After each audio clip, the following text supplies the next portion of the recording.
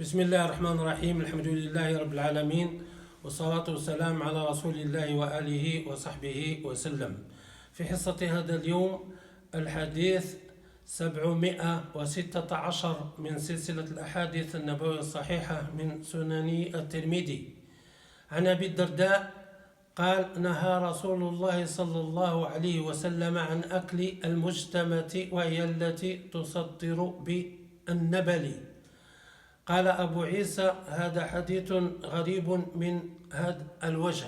ونكتفي بهذا القدر، وإلى حصة قادمة إن شاء الله. والسلام عليكم ورحمة الله وبركاته، والحمد لله رب العالمين.